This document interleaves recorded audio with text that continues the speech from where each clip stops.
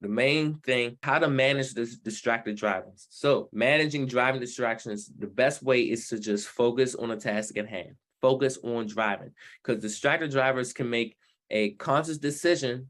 You can make that cautious decision to distract themselves from driving. So it's a choice that a driver makes. And that's why you must stay focused and be aware of unfocused drivers around you while not being distracted by them at the same time.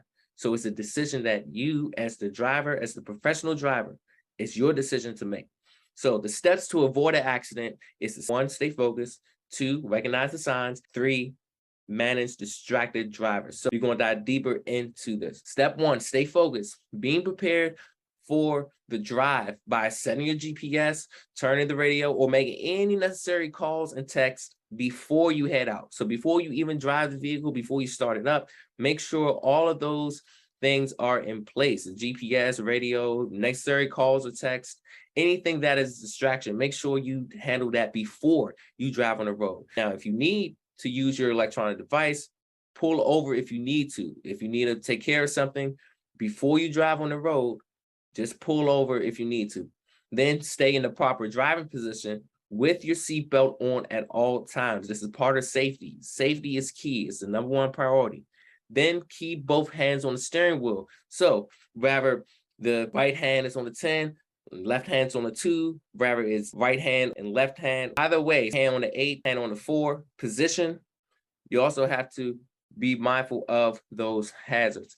Step 2, recognize the signs. Pay attention so you can spot other distracted drivers in your path.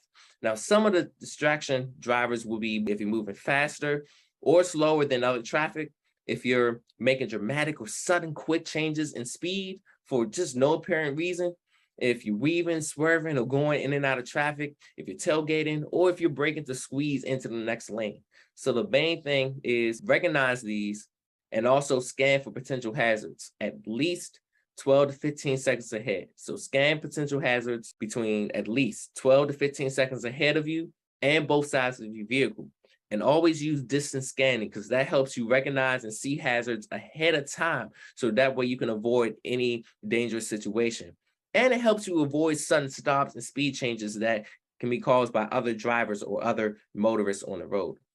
And then step 3, manage distracted drivers. So increase your following distance. That is part of being a safety driver, increasing your following distance. So at 40 miles per hour, you need at least 1 second of distance for every 10 feet of vehicle length between you and the vehicle ahead.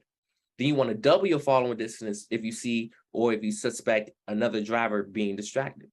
Then you want to make sure you have enough space or that safety cushion. You want to have that safety cushion between your vehicle and the distracted driver of that vehicle.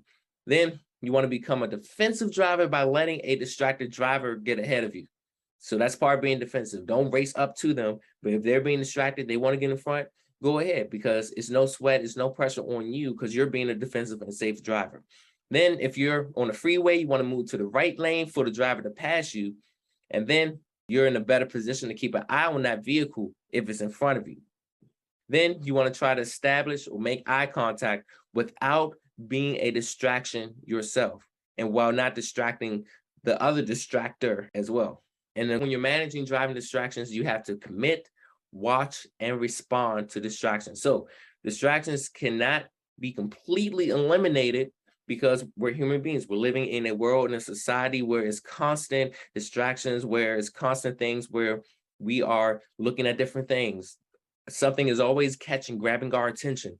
So distractions cannot be completely eliminated, but we have to be proactive and a defensive driver by one, committing to not drive while you're distracted. You have to make that pledge, that commitment to not drive while you're distracted. 2, watch out for distracted drivers around you. You need to be watching out for the distracted drivers that is around you. And then 3, respond appropriately by managing distracted drivers once you actually see them. So once you spot them, respond appropriately. Because it's one thing of reacting, but if you're responding respectfully and appropriately, that is the best way to manage distracted drivers. Hey, BET Trainer here. Listen, if you really had true value out of this video, go ahead and click that like button and share some honest comments about this video, because this is going to help other people as well see the video and get the value information, so that way they can be inspired by what you're doing right now as well. So also, if you want to get the latest updates, go ahead and click the subscribe button, so then you can be able to always be updated on the next instant video that will be put out. So again, go ahead and do that. And this video was sponsored by BET Life Services and CDL for Life.